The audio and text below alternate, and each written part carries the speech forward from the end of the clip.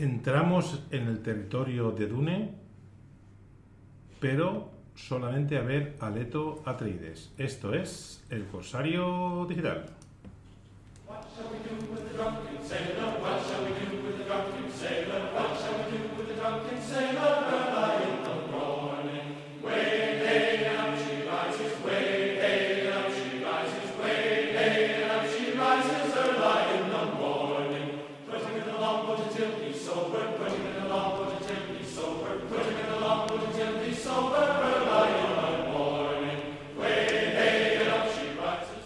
Hola, hola, hola, hola, hola, hola, hola, hola. Ya estamos aquí en un día un poco complicado porque está lloviendo a cántaros y alguna persona que ha tenido que desplazarse de lejos en su pequeña barquita desde Crevillent le ha costado un poco más llegar. Noelia, buenas tardes. Buenas tardes. ¿Llovía mucho o no? Bueno, no es que llovía mucho, pero he cogido un poco de atasco a la altura de... Para el atasco, ¿hay atasco en el mar o no? En el mar no sé, pero a la salida del puerto... Bueno, y tenemos aquí, después de muchísimos años, porque pensabais que lo habíamos matado y se había desaparecido, el gran Leto Atreides, el experto defensor de la homeopatía. Sí, por supuesto. El experto defensor de la homeopatía. Pues que sepas que estamos aquí, vamos a cambiar el orden para poder contar con Leto Atreides hoy, que sabéis que es la máxima autoridad en la lucha contra la homeopatía.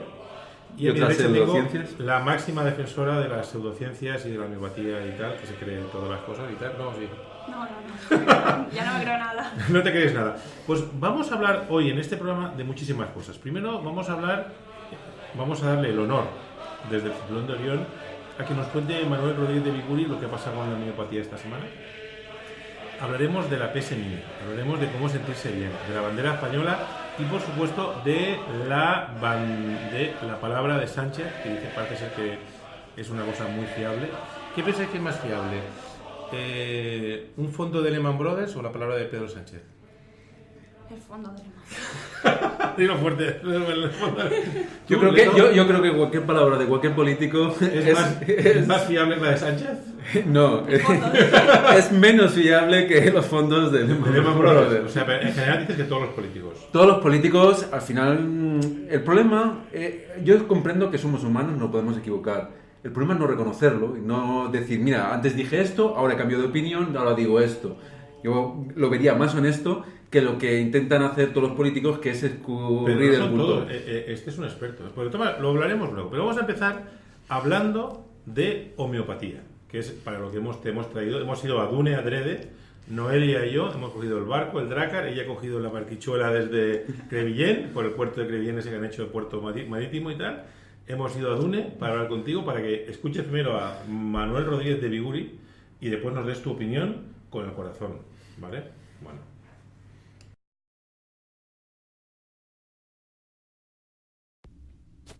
Muy buenas, corsarios, ¿qué tal? ¿Cómo estáis? Bueno, todos recordaréis que el pasado mes de septiembre dimitía de su cargo como ministra de Sanidad la valenciana Carmen Montón. Desgraciadamente, parece como si la sociedad española estuviera de vez en cuando forzada a pedir la cabeza de alguien para sentirse bien. Y no es justo, porque aunque sí que es cierto que Carmen Montón había mentido en su titulación academia, diciendo que tenía unos másters que no tenía o que no eran del todo correctos. Lo cierto es que estaba llevando adelante una gestión en ciertas áreas de la sanidad, una gestión importante y que además debe seguir llevándose a cabo, y es la lucha contra las pseudoterapias. La heredera de esta cartera ministerial al frente de Sanidad, María Luisa Carcedo, sigue obstinada, al igual que lo estuvo Carmen Montón, en luchar contra todas estas terapias falsas que buscan reemplazar a terapias médicas que se encargan de hacernos llevar lo mejor posible enfermedades hasta ahora incurables, algunas como el cáncer o el autismo. Y bueno, parece que María Luisa Carcedo sigue también empeñada en esto, y ya hemos visto cómo se están dando pasos para suprimir de los expositores de bastantes tiendas en España de productos homeopáticos que no pasan de aportarnos el efecto placebo que conlleva pues, tener disoluciones ridículas de azúcar en agua. Aún así quedan bastantes pasos. También en Cataluña ya se están poniendo denuncias a personas que con lejía pretenden solucionarnos la vida. Y bueno, pues está bien saber que los gobiernos cuidan de nuestra salud. Falta muchísimo por hacer, pero bastante, muchísimo, por mejorar los plazos de operaciones, por mejorar el estado de las instalaciones médicas, y falta bastante trabajo, pero también es importante saber qué es lo que se vende y qué es lo que se autoriza para vender y lo que no. Y este era un gran paso, y bueno, parece que en este sentido el gobierno actual pues está concienciado de que la salud es lo primero. Bueno, pues nada, quería dejaros este apunte, que está bien reconocer de vez en cuando que hay cosas que se hacen bien, aunque no sean suficientes, pero bueno, por lo menos sabemos que en este sentido nos podemos sentir algo más protegidos. Que tengáis buena semana, como siempre, desde el Cinturón de Orión, para el Corsario Digital, Manuel Rodríguez de Biguri. Leto, ¿qué hacemos con la homeopatía? Pues ¿Te parece bien lo que ha hecho la sucesora de Montón? Es lo único que podía hacer, porque hay una normativa europea que nos exige que regularicemos la homeopatía. De dos formas, o bien haciéndolo pasar los mismos controles que los medicamentos. Para eso podrán, si un producto homeopático pasa los controles que un medicamento, los mismos controles que un medicamento, podrá llevar indicaciones terapéuticas. O el método abreviado, que solo se permite en los productos homeopáticos, que es sin que tengan que demostrar que funcionan, solo que son inocuos. Entonces, estamos en una situación en donde tenemos en el mercado unos productos que supone que son sanitarios, pero que no han demostrado, como el resto de productos de medicamentos, que han funcionado. Y se les tiene que llamar medicamentos porque así lo ha exigido Europa. La cuestión es por qué lo ha exigido Europa. Y es porque las dos principales potencias de la Unión Europea, Francia y Alemania, son las principales industrias de homeopatía, de productos homeopáticos prácticamente en todo el mundo. Entonces hay mucho interés, pero ya están recibiendo críticas en Francia, incluso en Alemania, la madre de la homeopatía. O sea, aquí es decir que de entrada, que no es que el gobierno de Sánchez haya hecho nada, sino ha hecho lo que ha dicho Europa, ¿no? Bueno, ha hecho lo que le exigía Europa, pero a contrario de lo que iba a hacer el PP, que iba a dar unas regalías a la homeopatía y que iba a autorizar de forma sistemática todos los productos homeopáticos, estos se van a poner mano dura, van a intentar evitar que se autoricen el máximo número de productos homeopáticos, y encima les van a cobrar unas tasas que el PP iba a liberarles, porque recordemos que llevamos 20 años, más de 20 años, con la homeopatía vendiéndose en farmacias sin que sea legal. O sea, dicen, no, está en un limbo legal. Digo, un limbo legal no. O sea, si un medicamento no está autorizado y tú lo vendes, es ilegal. Lo mires como lo mires. Que no haya una norma que estipule que eso sea legal, ¿vale? Cuando no quiere decir que no sea ilegal. Entonces, mi pregunta es la siguiente. Esto quiere decir que a partir de ahora, o a partir del día que se ponga esto en marcha, va a haber medicamentos, o sea, productos homeopáticos que pasen las mismas pruebas que un medicamento, ¿no es así? Sí, sí pasan. Sí las pasan. Sí las pasan.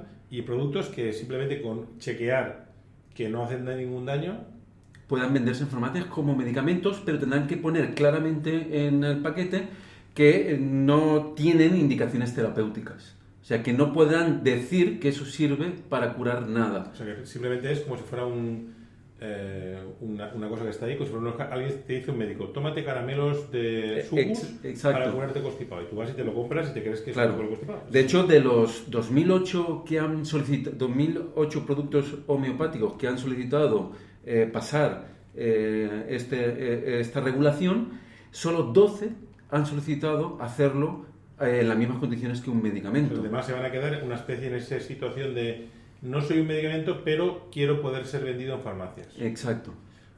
Noelia, ¿tú qué piensas de todo el tema de la homeopatía y tal? Tú eres, que no lo sabemos, es decir, es una pregunta, la hemos enganchado aquí a tradición, no sabemos si es defensora, consumidora, detractora o simplemente, como es tan sana, siempre está corriendo, pues nunca se coge ninguna enfermedad ni nada. Pues yo estoy con el compañero, ¿no? Que todo necesita una regulación y más. Mira, ayer justo hicieron un programa en la tele que hablaban de la homeopatía y todo lo que había detrás, ¿no? De los intereses quizás de personas que se aprovechaban de otras personas que pues a lo mejor estaban pasando por un mal momento, ya sea de enfermedad o yo qué sé, algún trance familiar o algo, y se veía cómo se aprovechaban y económicamente, o sea, primero iban a venderle como unos medicamentos que supuestamente que no estaban regulados y luego pues todo lo que había detrás, que al final es como una persona que es como una secta, ¿no? Al final te enganchas ahí a algo que realmente no está testado. Ni es que las sectas han ido evolucionando. Antiguamente las sectas estaban muy asociadas con el tema espiritual. Hoy en día las sectas están en el mundo de la salud. O sea, están saliendo grupos sectarios con un montón de seguidores que se aprovechan de las necesidades de salud que tiene la población y son verdaderos monstruos hoy en día, mucho más que antiguamente con el tema de la religión. Lo de Osho es una broma. ¿Qué es Osho? Osho, la secta Osho de Estados Unidos. No, cuéntanos qué es la secta Osho. No sé que caigamos Noel y yo, que vamos con el barco muchas veces por Estados Unidos. No, es una secta que salió en los años 70 de un gurú hindú que fue a Estados Unidos y montó ahí una ciudad que casi echa a los propios que vivían ahí y montó una especie de mini ciudad de un grupo sectario. De hecho, todavía tienen muchos seguidores esa secta. Pero el problema es que a ese tipo, claro, como ya identificamos la figura sectaria de una persona espiritual, tipo así exótica, pues eso ya no cuela todo el mundo. Entonces van por otros lados, van pues por ejemplo como un agricultor bonachón, ¿no? Como Josep Pamíes, que va vendiendo sus hierbecitas, o como en el caso de Enric Corbera, que va como un coach de la salud, en donde te dice que eres lo mejor, que si tú quieres tú puedes, que te puedes curar cualquier enfermedad simplemente deseándolo, ¿no? Ese tipo de... Y se ha demostrado que... Ahora mi pregunta es la siguiente, es decir, es cierto, siempre se ha dicho, que para curarte una enfermedad más o menos grave ayuda mucho el que tengas ganas de curarte de eso, ¿no? ¿Es posible que estas personas sean hábiles a la hora de potenciar los elementos internos que te faciliten ayudar a desear esa curación, o no tiene ningún efecto el que tú tengas ganas de curarte? Hace poco salió en el 2016 salió un estudio, un metaanálisis que evaluaba una gran cantidad de estudios científicos al respecto. Entonces, al final se quedó con 9 de esa gran cantidad de estudios, se quedó con 9 porque eran los únicos que tenían contemplados todos los factores. El problema es que cuando una persona está deprimida o está con mucho estrés, tiende a descuidar otros aspectos de su salud, como es la alimentación, come peor, hace menos ejercicio, etcétera, etcétera. Entonces, una persona deprimida tiene menos posibilidades de sobrevivir a un cáncer, no si mantiene unos otros hábitos, aunque estés deprimida o que estés con mucho estrés. Si tienes unos hábitos adecuados, no tienen por qué afectar Pero a veces esos coaches que dices tú son los que te pueden ayudar a salir un poquitín de esa depresión, ¿no? Que a veces no es que realmente te curen nada, simplemente te ayuden a que... Es que el problema... bueno, eso es un fallo... Bueno, hay un libro que se llama El Coaching by Atimo, que realmente dicen, sobre todo en depresión, no solo que no es aconsejable, sino que es totalmente desaconsejable. Para la depresión, los coaches. Para la depresión, los coaches. ¿Por qué? Porque te obligan a estar siempre contento, a ocultar tus sentimientos para intentar mostrar tu mejor cara. Y eso es algo que no se debe hacer. De hecho, actualmente lo que mejor funciona para la depresión es una terapia cognitivo-conductual y en casos extremos con ayuda de ciertos medicamentos psiquiátricos. Pero la terapia esa funciona porque te ayuda a cambiar tus hábitos diarios para que tu mente cambie. Sin embargo, el coach pretende que tu vida cambie simplemente que tú pensando que vas a cambiar, que va a cambiar, sin hacer nada porque cambie eso ni porque cambie tu mentalidad. Todo eso son mensajes totalmente contraproducentes en el tema de la depresión, en el tema del estrés. Por ejemplo, los coaching empresariales, si os fijáis en los detalles y en cómo hablan, lo único que te dicen es que tienes que si tú estás mal en una empresa, la culpa no es del ambiente de la empresa, sino únicamente es tuya, de tu actitud. ¿Quién paga el coaching de ese Jesús? ¿Quién tradicionalmente suele pagar los coaching? Claro. ¿Quién lo suele pagar? Vamos a ver, habrá veces que a lo mejor la culpa es de una persona o que esa persona está sufriendo una depresión y por eso no está a gusto con la empresa, pero otras veces también tendrá la culpa la empresa, que no tendrá una mejor situación laboral. Entonces, todos estos mensajes son bastante peleagudos. O sea que eres un poco anti-coaching, en general. A ver, si lo hace un psicólogo, como Dios manda... Pues si es un psicólogo malvado pagado por la empresa para convencer al trabajador que tiene que estar feliz en su empresa. Si es un psicólogo ético, no estaría en contra. Si es un psicólogo, como tú dices, que no cumple con su código deontológico y que lo que quiere es que el trabajador cobre menos y trabaje más, pues, o no cobre las extras, pues en eso... ¿Tú te crees en los coaches? Bueno, hombre, hay un lado quizás desde la motivación, que hay gente que está un poco... En motivación deportiva, por ejemplo, se nota, ¿no? Hay siempre gente que motiva y que Claro, saca... pero hay una pequeña diferencia. Claro, desde en los coaching deportivos la motivación es constante. Entonces, si quieres que el efecto del coaching dura unos pocos días, tú vas a un coaching y dura unos pocos días. Si tú cada día no hay un tío que te está motivando, no va a funcionar. No va a funcionar y no siempre funciona, claro, depende también de la persona, pero funciona, pero tiene que ser algo continuo. Por eso los entrenadores son coachings, ¿entiendes? Porque todos los días están animando a esa persona a esforzarse Pero al máximo. ¿tú, por ejemplo, tú crees que a una persona que está agotada en la carrera se le puede psicológicamente motivar para que finalice lo que poco decir normales? ¿Que un sí o un no Sí. fuerte? Sí, O sea, totalmente de acuerdo. creemos en el coaching. Creemos en el coaching, Sí, pero yo también. en el que haces seguimiento, en el Claro. que te va motivando lo que tú dices para llegar al objetivo día a día. No Claro. cuando tú vas a una charla, te dicen que tienes que cambiar, que tú puedes, pero luego ya sales por la puerta y ya te autoadministras, ¿no? Los Claro. conocimientos que has... El problema de ese tipo de coaching es que generan una dependencia emocional con el coacher. Es decir, y eso es lo que se aprovecha en todo esto de las pseudociencias. Tienen muchas técnicas de coaching en donde al final la persona acaba yendo a todos los seminarios de esa persona porque al final no se le resuelve el problema. Ellos creen que pueden resolverlo siguiendo eso y como no se les resuelve, el coaching dice, no, es que tienes que seguir viniendo, tienes que seguir, es igual que el psicoanálisis, que es una terapia infinita, ¿entiendes? Que tú tienes que ir llegando porque al final el psicoanálisis es que te escuchen. ¿Yo sé quién creo que necesita un psicoanálisis? ¿Quién? El presidente Sánchez. ¿Puede ser? También. Vamos a escuchar lo que dice Sergio San Pedro acerca de las últimas movidas de Pedro Sánchez.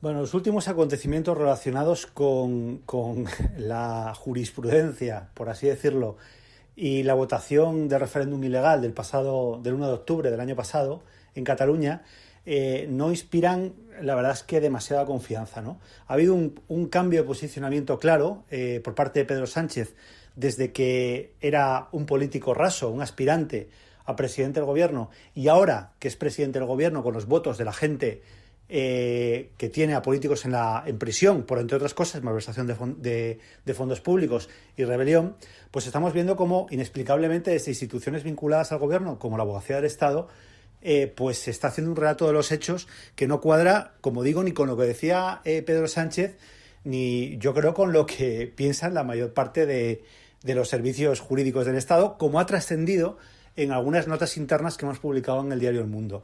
Me resulta muy, muy preocupante que la Fiscalía, por su parte, sí que pues siga adelante con las previsiones que tenía y dé un golpe encima de la mesa, pero que el gobierno no se dé por aludido y siga haciendo estas cosas como intentando rebajar un poco lo que pasó o los delitos que pudiese haber, o lanzando mensajes tan preocupantes como el tema del indulto, ¿no? Yo creo que al principio nadie pensábamos que Sánchez iba a atreverse a llegar tan lejos, y vamos a ver cómo acaba esto, pero yo creo que nos vamos a llevar más de una sorpresa.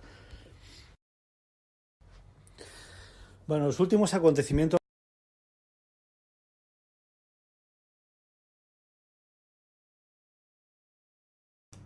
Madre mía, vaya día llevamos hoy de técnicos más infames hoy, que hoy no vamos a pagar el sueldo a los técnicos.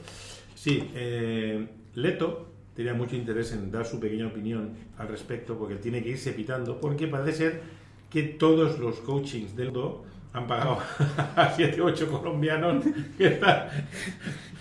y van directamente a esperarle aquí en Dune. No puedo estar 10 minutos en un mismo sitio sin que me pillen.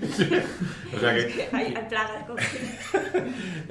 los coaching están... Señores coaching, hagan el favor de darse cuenta que ni Noelia ni yo hemos dicho nada. Somos pro coach los dos. De hecho somos coach también a veces, seguramente coach deportiva Noelia y yo coach de todo tipo. Pero ¿a Sánchez le falta un coach para que no nos cambie tanto de opinión o qué? Bueno, yo creo que, como a todos los políticos, le hace Pero falta... no digas todos, no son todos. Hay algunos que sí, otros que no. Unos que más y otros que menos. Pues preséntame alguno. que sea poco. Porque... Pero yo... es... Vamos a ver, me gustaría que reconocieras conmigo que Pedro Sánchez está rompiendo todos los récords de tengo unos principios y si no le gustan tengo otros. Y no pasa nada. Bueno, vamos a ver, yo tengo que reconocer que Pedro Sánchez hace muchas cosas que al principio había dicho que no lo haría y que lo va a hacer ahora. Pero ¿Y eso te parece bien o mal? Pero que me parece mal. Pero Mariano Rajoy, sin ir más lejos, hizo exactamente lo mismo. ¿Entiendes? Y quizá, no sé si más o menos, pero de la misma índole. Y estoy seguro que cualquier político que llegue al poder después... de una campaña que ha tenido que enfrentarse a otros, que ha tenido que prometer el sol y la luna, llegará al poder y tendrán que limitar su discurso y tendrán que retractarse de lo que han dicho, aunque no lo reconozcan. Y mi pregunta es la siguiente, y eso lo pregunto a los dos y te dejamos marcharte a que en Dune antes de que lleguen los coaches, ¿no? Sí. Te metes en la cabina de teletransportación, ¿no? ¿No es más fácil decir, me he engañado, no pudo ser, o las circunstancias son otras, o desde que soy presidente me he dado cuenta que no era lo de antes, que no intentar negar la mayor? Porque el otro día la portavoz llegó a decir que no lo había dicho, y le dije, no, oiga, es que sí que lo he dicho.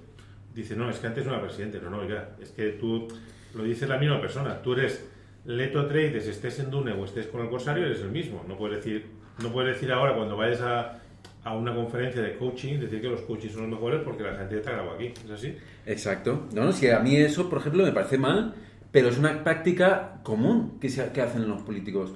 El problema es que ninguno que yo conozca lo reconoce. O sea, diciendo, lo que tú has dicho, yo creo que sería lo más honesto. Decir, bueno, lo hice porque era campaña, el populismo vende, me tenía que enfrentar a otros partidos que eran populistas y he utilizado las técnicas para ganar unas elecciones. O sea, prometer hasta meter y una vez metido, olvidar lo prometido. Bueno, por lo menos sería sincero. No es una buena práctica. Sí, yo creo que ¿tú no crees que es mejor que la gente diga, me he equivocado? La gente, me refiero el público, ante un político, que el político le diga, mira, que te he engañado, o que haga como si no lo hubiese dicho. ¿Tú qué preferirías? Hombre, yo creo que a los políticos muchas veces les falta honestidad, ¿no? Y ser un poco más personas, porque lo que estamos diciendo, ¿no? que prometen, campaña electoral y populismo, y luego a la hora de la práctica sí que es verdad que en vez de decir, oye, mira, pues esto no puedo hacer así porque las vías, o porque necesito otros acuerdos, o que me he dado cuenta de que lo que estaba yo prometiendo pues no lo puedo llevar a cabo por lo que sea.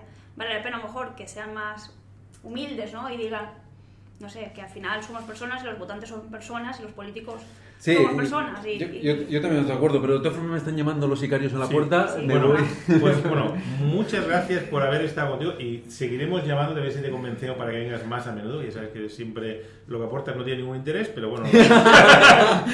Bueno, gracias por tus bonitas palabras. Por lo menos eres sincero. Te hemos llamado Eres el único político que conozco que es sincero. Sí, sincero y tal. Pero en fin, que te agradecemos y hasta la próxima, que no sea muy tarde.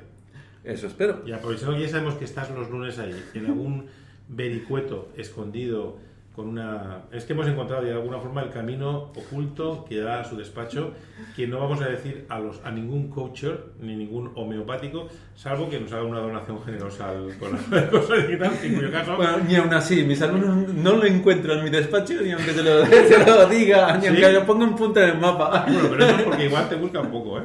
Bueno, muchas gracias, Sergio. Hasta luego. Hasta luego. Bueno, hay otras cosas que queríamos, de las que queríamos hablar hoy, y es lo que nos va a contar Laura sobre algo parecido a lo que serían lo de los coachings. Vamos a escuchar a Laura Segovia, que no la tenemos hoy aquí, pero la tenemos en espíritu y en su voz.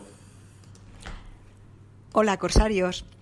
Iba a hacer como Noelia y enviaros la nota de voz desde el sitio del tema del que quería hablar, ¿no? Y así que se escuchara el ambiente de fondo. Y es que venía de la película esta de Queen, de verla, y no, es que no podía grabar porque tenía un hipo de voz, me pasaba toda la película llorando. Es preciosa, me ha gustado muchísimo porque, bueno, además vienen recuerdos, ¿no? De una generación, de una época, y siempre que fallece un artista y un genio de su talla, pues se lamenta, ¿no? El tema es que lo que más me ha gustado, bueno, aparte de la música y tal, lo que más me ha gustado de la película es esa certeza que tenían los tíos de saber que estaban haciendo algo grande. Esa confianza en, no, yo salgo al escenario, sé que voy a hacer esto se tiene que hacer así, esto tiene que durar tantos minutos. ¡Wow! Me ha encantado. Creo que efectivamente, cuando una persona adquiere ese grado de certeza, es que está haciendo las cosas correctas. Hasta luego. Noelia, dos cosas. Vamos a ver. ¿Crees que es importante saber que estás haciendo las cosas bien? ¿Y eso te ayuda o...? Sí, es importante. Sobre todo que las hagas con tus... Hombre, siempre tienes que también valorar pues, las críticas a lo mejor que tengas o las personas que puedan... los coaches que te puedan influir. Pero sí, las cosas que se hacen con convencimiento y sobre todo con corazón, yo creo que salen mucho mejor. Pero por corazón, si tú lo haces con corazón no tiene por qué salir bien. No, digo, yo que sé, Prefiero, que pongas cuerpo y alma. Aquí la duda es, tú dices, una cosa, tú la tienes clara de que tienes que hacerlo así. Y todo a tu alrededor te dicen que no. ¿Dudas o no dudas? Hombre, depende de lo que tengas alrededor. La gente que tengas alrededor, si es tu gente, que sabes que te va a decir siempre la verdad, sea buena o sea mala, pues ahí ya... Dudas, ¿no? Claro. O sea que es un poco por las experiencias pasadas, ¿no? Pero no es posible, no sé, ¿a ti Queen te gustaba? ¿La conoces Queen o no es de eso? Sí, es más, tenía que ir ayer a ver la película por la noche, pero me quedé haciendo otras cosas que tenía pendientes y... O sea que al final... La veré. ¿La verás? La veré. Entonces Queen te gusta más o menos. Sí, yo creo que es, no sé, es algo que es muy influyente, ¿no? Un grupo de música muy influyente y sí, pero tú todas las serías muy generaciones... chiquilla cuando tocaba, ¿no? Claro. No habrías nacido, ¿no? Es prácticamente tú estarías viendo Barrio Sésamo ese momento. Pero bueno, que es algo generacional, ¿no? Que ha ido sí. Pasando de unos a otros. ¿Y tú crees que Queen es tan recordada un poco por su música o por un poquitín el final de su líder, ¿no? Un poco que también fue el principio de la lucha contra el SIDA y cosas así. ¿Eso ha influido mucho en el recuerdo de Queen? ¿O simplemente Queen por sí solo ya se merecen pasar a la historia como lo que fuéramos, unos innovadores en parte de esa música, ¿no? Claro, yo creo que ha sido un gran grupo y por la música, todo como ha trascendido quizás el final, pues bien, es para recordar, pero lo que realmente queda a las personas, pues quizás sus éxitos, ¿no? Sí, no, la verdad que curiosamente muchos artistas musicales o muchos actores finalizan su vida demasiado pronto y no tienen esa decadencia, ¿no? Porque prácticamente Parece que Eddie Mercury no tuvo esa decadencia, porque que le suele pasar a muchísimos grupos, ¿no? Que no son capaces de mantener, y eso les genera determinados problemas que a veces requerían un coach, a veces no sé si lo tendrían o no. Lo que sí que es cierto que Queen acabó prácticamente, aunque bueno, intenta hacer alguna cosa más, pero ya sin la repercusión que tenía, con la muerte de su líder, Eddie Mercury, con un alegato. Además fueron aquellas personas que éramos adultas en aquella época, pues fueron los primeros signos con la lucha contra el SIDA, que fueron bastante notables, y fueron una de las primeras personas que la gente sabíamos que era eso del SIDA, ¿no? Es decir, hay que recordarlo. Ahora mismo parece que el SIDA casi ya no es el mismo, o no supone, aunque me imagino que supondrá, pero no es lo mismo que fue en aquel momento donde se desconocía qué es lo que era y qué es lo que iba a suceder y tal. Pero bueno, yo qué sé, son historias interesantes. Yo quiero ver también la película. No sé si estaremos tan emocionados como parecía Laura después de contarla esto. Veremos a ver si somos más insensibles, que algunos somos más insensibles que otros. Veremos, no sé. A mí Queen me gustaba mucho. Nunca ha sido de mis grupos favoritos, pero al final sí que es cierto que muchas canciones han quedado para toda una generación. Y no sé, la semana que viene, si la vemos, la comentamos. Y si no la vemos, yo preferiría ver una de terror, ¿no? Me hacía más ilusión. Si hubiese ido al cine, hubiese visto la de Halloween, que fue de las primeras películas de terror que vi cuando era chaval, y ahora han sacado la versión de que son mucho más mayores. Yo mejor veré Queen que las películas ¿Más que las de miedo no te gustan Las ninguna? de miedo no me gustan, no. ¿Ninguna? No me gusta ninguna, no. ¿Y me cuál gusta el ¿has cine visto de alguna? terror. Sí, pero no me gustan. Pero no puedo terminar de ver ninguna. ¿No? Pero ¿no No, crees que no la me ventaja de gusta. las películas de miedo... Mi pregunta, es decir... Uno tiene sus problemas y tiene gente que le intenta cuchillar, de verdad, ¿vale? Sí. ¿Ves la de miedo? Ya vivimos en una película de miedo ¿Ves la de miedo y dices... ¡Buah! Pasas miedo 1 hora y media, pero dices, bueno, por lo menos el fantasma ese creo que no va a existir, y es una cosa que no me preocupa, ¿no? ¿No? ¿O qué? Bueno, ya pasas a veces miedo evitando cuchillazos en la calle. Bueno, una pregunta. ¿Qué carrera has corrido esta semana? Bueno, pues ayer fue aquí en Alicante, tuvo lugar la primera edición de la Gran Carrera del Mediterráneo. Me gusta ese nombre. Sí, Es un nombre además fue la Diputación de Alicante la que la organizó, y la verdad es que muy acertado, porque el recorrido, o sea, la salida era justo delante de Diputación y bajabas pues al mar, ¿no? Por Urbanova, Gran Alacant, hasta llegar a Santa Pola. La verdad que el recorrido precioso, justo todo el recorrido al lado del mar Mediterráneo, y la temperatura pues también acompañó mucho. O sea que fue un buen día, no llovió, hizo el típico invierno suavecito nuestro que tenemos. Sí. O sea que fue ¿cuántos kilómetros eran aquello? 20,6 kilómetros. Eso en comparación con la maratón, que es media maratón. Sí, faltaban 500 metros para una media maratón. ¿Y esto era oficial alguna cosa de esa, o es simplemente una carrera así en plan pachanguero para que vayamos a correr? No, o sea, es la primera edición, el recorrido, claro, no es una media maratón, no es una distancia quizás... Si llegas a reglamentada, media pero- maratón, mi pregunta es la siguiente, por ejemplo, ¿qué les costaba, no sé, desde la ignorancia, haberlo hecho 500 metros más y haberlo hecho media maratón, que mola más? Media maratón, Alicante-Santa Pola. Pero es que como ya hay una media maratón en Alicante, ¿Cuál? era media maratón de Alicante. Ya, pero podemos tener ¿Qué? parte una, ¿no? Hombre, no es normal que ¿Ah, sí? que dentro de una misma ciudad hayan Pero es que dos medias esta maratones. es Alicante-Santa Pola. Sí, es por O eso sea, que... Santa Pola tiene la suya, Alicante me imagino que tendrá la nuestra, ¿no? Sí, cada... Hacemos una entre los dos, que es la que mola, ¿no? No. Bueno, yo creo que es bastante acertado. ¿Sí? La distancia está bien. La verdad que yo cuando llegué al kilómetro 20, cuando veía que habían 600 metros más, esos O sea- fueron quizás los que me costaron. O sea que si hubiésemos puesto 500 más, te hubieses cagado la madre que parió al... Hubiera necesitado un coach a mi lado para que me fuera motivando. Soplar, ¡ánimo, ánimo, Noelia! ánimo, que quedan Noelia! 500. Y Pero- entonces, ¿estuvo bien? ¿Cómo quedamos? Pues mira, Que sepan ustedes que Noelia no fue individual, fue en representación del Corsario Digital. claro, siempre Corsaria. Sí. ¿En qué puesto quedamos? Pues participaron casi 3.000 atletas. ¿3.000? Sí, más o menos un 22% mujeres, 78% hombres. O sea, 3 veces más hombres que mujeres. Sí. Eso un día hablaremos de eso, ¿por qué? Pero bien. Sí, pero bueno, la verdad es que que había, o sea, para ser esa distancia había O sea, mucha... ¿qué puesto quedamos? Pues yo quedé la 11. ¿De mujeres o de hombres? De mujeres de momento. O sea, De que mujeres. ¿los hombres llegan antes o no? Por hombre, sí. Normalmente hay... Corre más deprisa. Y no No podemos tiene decir por qué, porque... que los atletas son un poco caballeros porque tienen que dejar pasar primero a las señoras. Hombre, deberían, ¿no? ¿Eso tú lo aceptarías o no?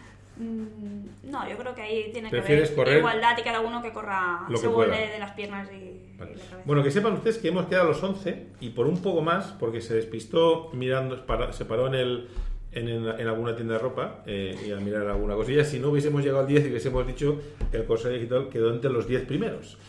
Pero se espera que el año que viene lo repetiremos. Claro, yo espero que sí, Y además... tú te comprometes, sin coach ni nada, a quedar mejor que entre los 11 primeros. Hombre, quedar los 11 de primeros no Es está mucho. mal. No, Está- yo creo que está bien. Si sabía no sé La cuántas verdad que mujeres... está muy bien. ¿Cuántas mujeres había dicho? Más o Pues menos. un 22% de 3.000, pues... 600. 600. Pues 611 de 600, tendrías 590 personas que te habrán mirado mal ese día, ¿no? No, que igual ni me han mirado. Si han llegado detrás tampoco me... No también. Bueno, vamos a hablar de una cosa también que se está poniendo mucho en tela de juicio. ¿Sabes lo que está poniéndose en tela bastante de juicio? La bandera española. ¿Has visto el famoso sketch en el que un humorista se suena la nariz en la bandera española? Varios humoristas. ¿Te parece bien o mal? Pues me parece muy mal. Porque yo creo que con todo el movimiento que hay hoy en día de banderas sí, banderas no, unidad de España, desunión, creo que es avivar un poco la mecha, ¿no? de la separación de las personas. No, ¿y sabes lo que pasa? Es decir, a mí el problema... Bueno, vamos a escuchar antes lo que nos dice Marce sobre la historia de la bandera, porque tiene su historia, y después contaré mi pequeña reflexión al respecto. Buenos días, corsarios. Hoy os voy a hablar de la bandera española y su historia, ya que su origen es naval. La bandera, a partir del reinado de Felipe V, era blanca, con el escudo de armas de la Casa Borbón, y esto provocaba gran confusión en el mar, ya que las banderas de las demás armadas europeas también eran blancas o prácticamente blancas, con el escudo de armas de la familia real correspondiente. Así, para evitar confusiones, Carlos III propone un concurso para dotar a la bandera de unos colores vivos, y su ministro de Marina, Antonio Valdés y Fernández Bazán, se ponen manos a la obra, y le presentaron 12 bocetos al monarca. Y es en 1785 cuando el monarca eligió la rojigualda tal y como la conocemos hoy para la Marina de Guerra, y otra de fondo amarillo con 2 franjas rojas para la Marina Mercante.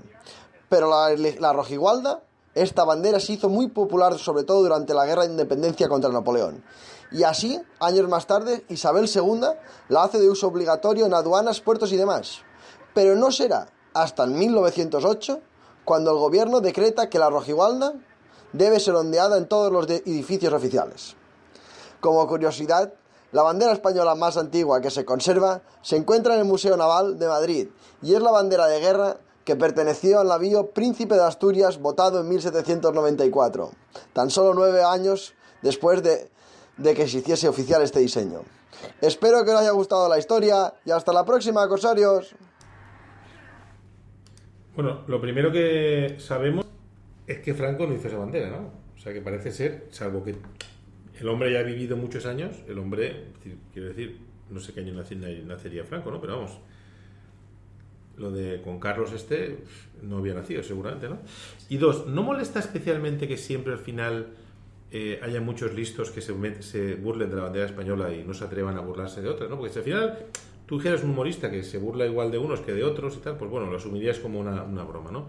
Pero al final son siempre las mismas sectores los que son sometidos a burla, ¿no? La bandera española, en el caso de las iglesias, la gente se mete mucho con la iglesia católica y casi nunca se meten con la religión islámica, que me parecen, por supuesto, las dos igual de respetables. ¿No ya empieza a darte rabia un poco esto? Sí, yo lo que creo es que hay al final una falta de respeto, ¿no? Que se quieren inculcar valores de respeto y de igualdades y tal, y al final no acompañan ni los medios de comunicación ni nada, ni las políticas, ni las leyes, ni... Pero además, curiosamente, es decir, yo creo que la sociedad española ahora mismo está un poco sensible, que siempre, yo creo que nunca hemos sido demasiado pro banderas, yo creo, sinceramente, es decir, durante muchos años la verdad que pero ha sido tal el apretar y burlarse y tal, que al final la gente ha generado cierto hartazgo de tener la sensación de que siempre se burlan de los mismos. Bueno, ha habido una campaña en redes, no sobre el humorista, que a este le daba igual, sino sobre las empresas que financian al humorista, con lo cual algunas incluso han dejado de financiarlo, y yo creo que a este hombre no le habrá hecho demasiada gracia, ¿no? O sea que al final van al fondo del asunto, o sea, de dónde vienen los recursos que Claro. financian esos Esta es broma. movimientos o esas bromas, y al final si la gente le tocas la pela, pues al final la pela es la pela. recula. Además, curiosamente, es decir, daros cuenta de la diferencia, ¿no? Es decir, aquí se ataca en los sistemas capitalistas, atacamos a las fuentes de financiación y la gente se mosquea. A otras religiones directamente liquidan a los humoristas que se burlan de sus dioses, que es mucho más grave. Otra cosa, casi finalizando, que se nos acaba el tiempo y como siempre se pasa muy deprisa esto. ¿Tú sabes lo que es la PlayStation? Sí, sí. ¿Has tenido alguna en casa? Tuve, sí. ¿Una? ¿Pero tú? ¿O jugabas tú también? No. No, una pareja que tuve. Sí. Que era ¿Jugaban? adicta. ¿Era adicta a cuál era? ¿La 1, la 2, la PlayStation 1? A todas. ¿A todas? Fue evolucionando como los Pokémon. O sea que tenía la PlayStation 1, la 2, la 3, la 4 y tal. Y como mujer, ¿cómo ves que la pareja sea adicta a una consola?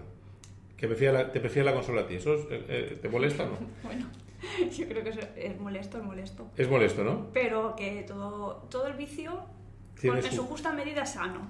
Bueno, pues que sepas que han sacado para los veteranos de las consolas, esa la PS1, o sea, han sacado una nueva versión. Fíjate qué cosas tenemos aquí. Hay consola, ahora mismo está la PS4, ¿no? Pero ahora mismo van a sacar una versión de la PS1 pero pequeñita, para que la gente, conociendo que mucha gente que tiene pasta, que son los que jugaban entonces a la PS1, pues de hecho vamos a sacar otra, a ver si aún le sacamos más pasta. Vamos a rentabilizar. Yo creo que nadie a estas alturas tiene dudas de que la nueva consola retro de PlayStation, la PlayStation Mini, va a vender como Dios, ¿no? Nintendo anunció hace pocos días que entre Super Nintendo Mini y NES Mini había superado los 4 millones de unidades, y Sega está preparando su propia Mega Drive retro. Y yo creo que PlayStation es una consola, la primera consola de una generación que creció a finales de los 90, que vivió la adolescencia a finales de los 90, y es una consola muy, muy emblemática, ¿no? Por eso creo que, tirando de nostalgia, pues va a vender mucho, es verdad. Pero, desde luego, lo que está haciendo Sony con ella a mí no me gusta nada. Yo creo que la lista de juegos, los 20 juegos que vendrán incluidos y que anunció el otro día, demuestra una pereza muy, muy grande por parte de una compañía como Sony a la hora de hacer un catálogo que sea realmente emblemático, ¿no? Faltan muchos títulos de la propia Sony que son enseña de calidad de la PlayStation, pero es que encima faltan los títulos que realmente definieron la consola de Sony y que son historia de los videojuegos, ¿no? O sea, no se puede concebir que una PlayStation que intente rememorar el pasado, que sea conmemorativa, no tenga un Symphony of the Night, que probablemente es el mejor juego de la consola, o un Tomb Raider, el primer Tomb Raider, que es absolutamente incontestable, o el segundo Resident Evil. Está el primero, pero el primero es injugable a día de hoy. Yo creo que faltan muchísimos juegos, muchísimo de Square, por cierto, que fue en gran parte culpable del éxito de la consola, y creo que Sony se ha relajado, no está comprando las licencias que tiene que comprar, y sinceramente yo tenía pensado comprármela, y después de ver la lista de juegos me parece que no voy a pasar por caja. Bueno, o sea que no nos la compramos. Yo de momento no. No, seguro que no te la compramos. Imagínate que sacaran con un juego de runnings, de simulador de runnings. Yo prefiero salir a la calle. Pero podrías hacer las pruebas, ¿no? O las tácticas, porque ahí, cuando hacéis carreras, por ejemplo, la carrera, tú tienes tu táctica, la carrera esa de los 2000 metros, 20 kilómetros Alicante-Santa Pola, tú tienes tu táctica, o tu táctica es voy a empezar a correr y ya volvemos. Hombre, tienes que saber dosificarte. ¿Te mides y dices, aquí ya sé más o menos voy bien y tal, o no? Bueno, yo soy un poco hippie a la hora de... O sea, a la marcha. De correr, pero porque también llevo ya mucho tiempo corriendo y me conozco también cómo regularme. Pero sí. Bueno, de momento, para hacer un running simulado, mejor. O sea, que de momento no simulemos, hagámoslo de verdad y ya está. Los simuladores, fuera. Los coaching dudamos, la homeopatía tampoco está claro, lo de la bandera española la defendemos y a la película de Queen iremos a ver. Eso es un poco el resumen de lo que hemos visto. Y de Sánchez no nos fiamos nada. No. Vale. Pues nada, se acabó lo que se daba. Noelia, muchísimas gracias por venir, por cruzar el mar lleno de tormentas y habernos deleitado con tu sonrisa aquí en el programa. Y a las personas que nos estáis escuchando, pues nada, hasta la vista y nos veremos bueno, no sé, la semana que viene cuando podamos. A ver si algún día grabamos en Crevillent, que siempre somos como Sánchez, ¿no? Siempre decimos a Noelia, vamos a grabar un Crevillent, pero siempre nos tiramos para atrás, pero esta vez lo vamos a hacer. En breve. En breve. Venga, hasta luego, Lucas. Lo metes.